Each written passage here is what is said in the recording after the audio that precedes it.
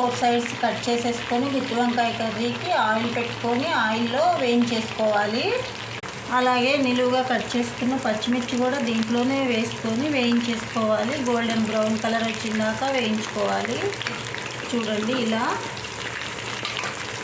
వేగాక వేరే బౌల్లో కుక్ చేసుకొని ఆయిల్ కూడా కుక్ చేసుకొని ఇప్పుడు కర్రీ స్టార్ట్లో జీరా వేసుకొని కట్ చేసుకున్న ఆనియన్స్ వేసుకోవాలి.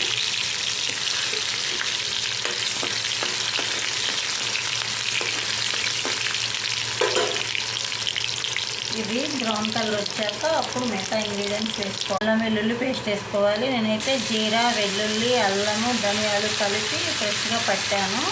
మీకు ఇష్టమైతే అల్లం వెల్లుల్లి ఒకటి కూడా వేసేసుకోవచ్చు. వేసేసుకొని కొంచెం ఆయిల్ పైకి వచ్చిందాక వేగని తర్వాత బిర్యానీ ఆకు కూడా వేసుకోవాలి. మనం కట్ చేసి పెట్టుకున్న టమాటోస్ వేసుకోవాలి.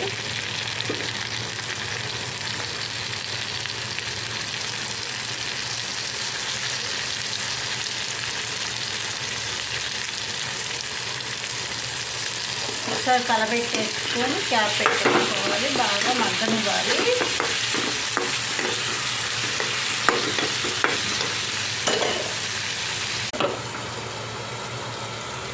మగ్గాక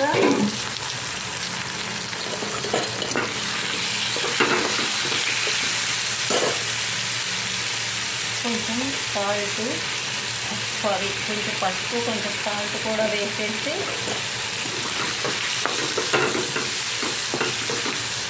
ఇలా మళ్ళీ క్యాప్ పెట్టేసుకొని మగ్గనివ్వాలి. వేగాక కర్డ్ వేసుకోవాలి. కర్డ్ వేసుకొని బాగా మగ్గనివ్వాలి. మగ్గాక కొంచెం 2 టేబుల్ స్పూన్స్ కారం కూడా వేసుకొని మగ్గనివ్వాలి.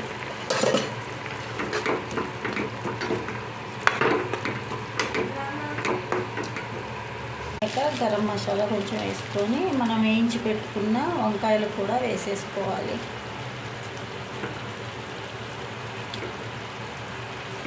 అలాగే వేయించి పెట్టుకున్న పచ్చిమిర్చి కూడా వేసేసుకోవాలి.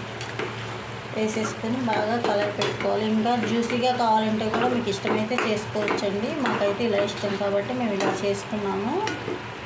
పెట్టేసుకొని బాగా మగ్గనివ్వాలి. ఇలా కొంచెంసేపు ఉడికించుకొని దించేసుకోవాలి. షిఫ్ట్ చేసుకొని సర్వ్ చేసుకోవటమే.